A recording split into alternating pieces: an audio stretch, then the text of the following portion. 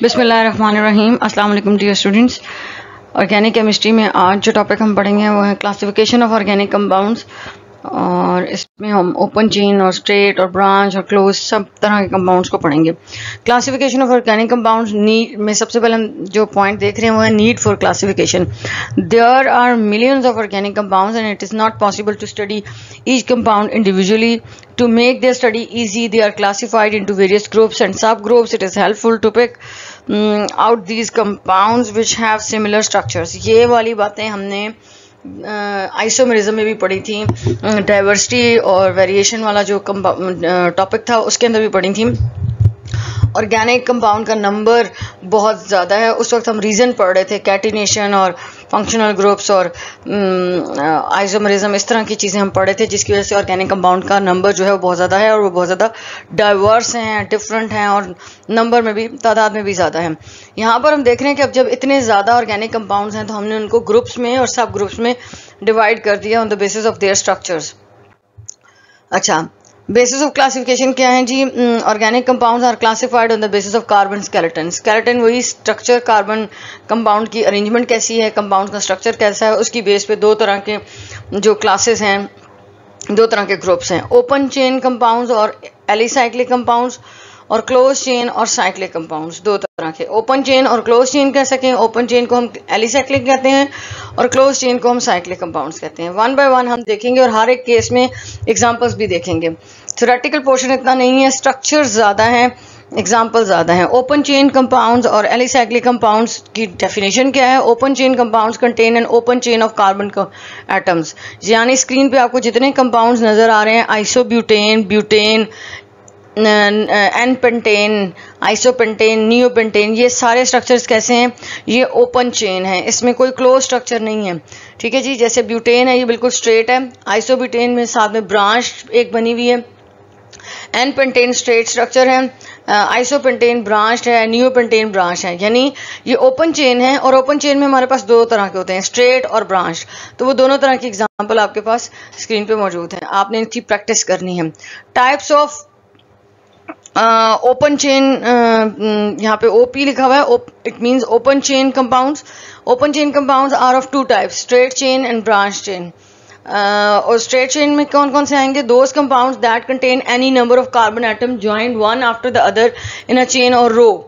ऐसे कंपाउंड्स जिसमें carbon atom एक रो में अरेंज है, एक चेन में अरेंज है और वो स्ट्रेट चेन है, उसमें कोई ब्रांच नहीं है, तो उसे हम कहते हैं स्ट्रेट चेन। जैसे प्रोपेन है, ब्यूटेन है, पेंटेन है, ये तीनों एग्जांपल्स किसकी हैं? स्ट्रेट चेन की। इसमें हेक्सेन, हेप्टेन, फर्स्ट 10 एलिमेंट्स को अगर आप स्ट्रेट चेन में लिखते हैं, कार्बन्स को कोई ब्रांच नहीं बनाते, तो वो जस्ट आपके स्ट्रेट चेन कंपाउंड्स हो जाएंगे। अब उसमें ब्रांच में क्या क्या आ जाता है? Those compounds which contain carbon atoms on the sides of chain are called branch chain compounds. ऐसे compounds जिसमें कार्बन वाली चेन के ऊपर और नीचे और लेफ्ट और राइट, जैसे कि इसको देखें, उसके अपर साइड पे और लोअर साइड पे भी एक एक जो है वो ग्रुप अटैच है, मिथाइल ग्रुप, तो अब ये एक ब्रांच स्ट्रक्चर है।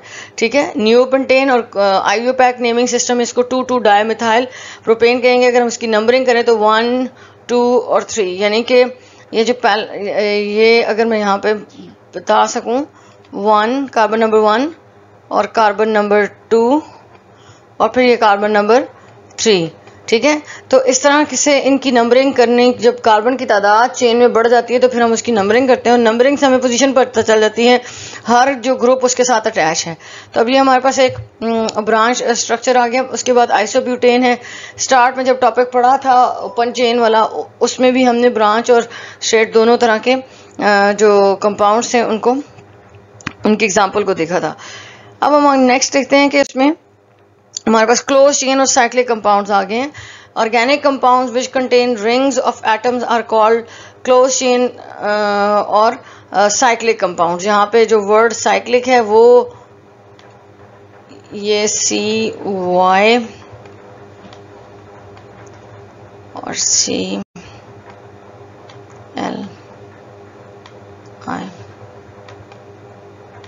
NC. Cyclic compounds, closed chain compounds are of two types, homocyclic and heterocyclic. Homocyclic वो है जिसमें चेन के अंदर सारे जो है ना कार्बन एटम है। जैसे साइक्लोप्रोपेन को देखें तो इसमें सारे एटम कार्बन के हैं। साइक्लोब्यूटेन में सब पूरा जो वो जो साइकिल है वो कार्बन का बना हुआ है। साइक्लोहेक्सेन में भी जो साइकिल है वो सारा कार्बन का बना हुआ है, और उसके साथ जो दूसरा एलिमेंट अटैच है वो हाइड्रोजन है। तो डेफिनेशन चेक करें जरा। Cyclic compounds which contain ring of carbon atoms are called homocyclic और कार्बोसाइक्लिक। होमोसाइक्लिक और कार्बोसाइक्लिक। कार्बोसाइक्लिक ज्यादा उसमें क्लैरिटी आ रही है कि ऐसा साइकिल जिसमें सारे कार्बन है, और होमोसाइक्लिक का मतलब है कि एक ही एटम अटैच है और वो कार्बन है। ठीक है, साइक्लोप्रोपेन, साइक्लोब्यूटेन और साइक्लोहेक्सेन कैसे हैं? कार्बोसाइक्लिक हैं और होमोसाइक्लिक हैं। नेक्स्ट में हम देखते हैं क्या है, बेंजीन भी हमारे पास कार्बोसाइक्लिक और होमोसाइक्लिक है, और बेंजीन को की सारी फॉर्म्स मैंने यहाँ मेंशन कर दी हैं। जैसे मॉलिक्यूलर फॉर्मूला है C6H6, ये वाली जो फॉर्म है, और फिर नंबर 1 पे इसमें आप देखें कि 6 कार्बन एटम हैं जो हेक्सागोनल स्ट्रक्चर बना रहे हैं, और इसकी अल्टरनेट पोजीशन के ऊपर डबल बॉन्ड है। ठीक है, अब ये डबल बॉन्ड इन तीनों चीज़ों के पोजीशंस के अलावा यहाँ पर, यहाँ पर और यहाँ पर भी पॉसिबल है। ठीक है, जिनको मैंने रेड लाइन से किया है। इसका मतलब है कि ये वाली जो पोजीशन है यहाँ पर भी डबल बॉन्ड हो सकता है। अगर हम दूसरी अल्टरनेट पोजीशन लें तो इन जो मैंने रेड किए हैं इन तीनों चीज़ों पर भी डबल बॉन्ड पॉसिबल है। ठीक है, उस वक्त ये जो सामने जहाँ डबल बॉन्ड मौजूद है ये जगह खाली होगी, यानी कि बेंजीन में अल्टरनेट पोजीशन पे डबल बॉन्ड है और डबल बॉन्ड की पोजीशन चेंज भी हो सकती है। दैट्स वाई हमने ये सर्कल लगाया है। सर्कल लगाने का मतलब है कि 6 में से किसी भी 3 जगह पे डबल बॉन्ड अल्टरनेट पोजीशन पे हो सकता है। बेंजीन के इन तीनों स्ट्रक्चर्स की आपने प्रैक्टिस करनी है, आपको लिखना आना चाहिए, आपको रीजन पता होनी चाहिए कि why we can write this structure and why and how we write this structure. ठीक है, क्यों और कैसे हम ये लिख सकते हैं, और इस सर्कल की क्या सर्कल क्यों बनाया जाता है, या सर्कल किस चीज़ को रिप्रेजेंट करता है। सर्कल अल्टरनेट पोजीशन पे डबल बॉन्ड को रिप्रेजेंट करता है, प्लस वो किसी भी 3 जो कॉम्बिनेशन है किसी भी 3 जगहों पे हो सकता है। ठीक है, तो this is all about the close chain और स्ट्रक्चर्स, और ये होमोसाइक्लिक की एग्जांपल थी। अब आ जाते हैं लास्ट पॉइंट पे, हेट्रोसाइक्लिक पे। हेट्रोसाइक्लिक, अब ये ब्रांच नहीं आएगा, दिस इज टाइपिंग मिस्टेक, ये यहाँ पे नहीं आएगा, ये हेट्रोसाइक्लिक आएगा।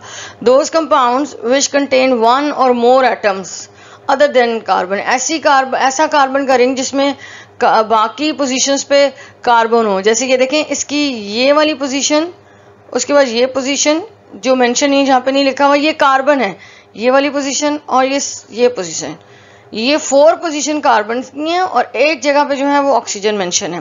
पिरिडीन में भी ऐसे ही है, 5 पोजीशन पे कार्बन है और एक जगह पे नाइट्रोजन है।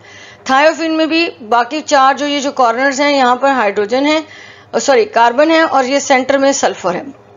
तो ये हमारे पास हाइड्रोसाइक्लिक जो कंपाउंड्स हैं वो ऐसे रिंग्स होते हैं, ऐसे क्लोज स्ट्रक्चर्स होते हैं जिसमें कार्बन के साथ साथ कोई ना कोई और एलिमेंट भी बीच में अटैच होता है। That's why we call them heterocyclic compounds.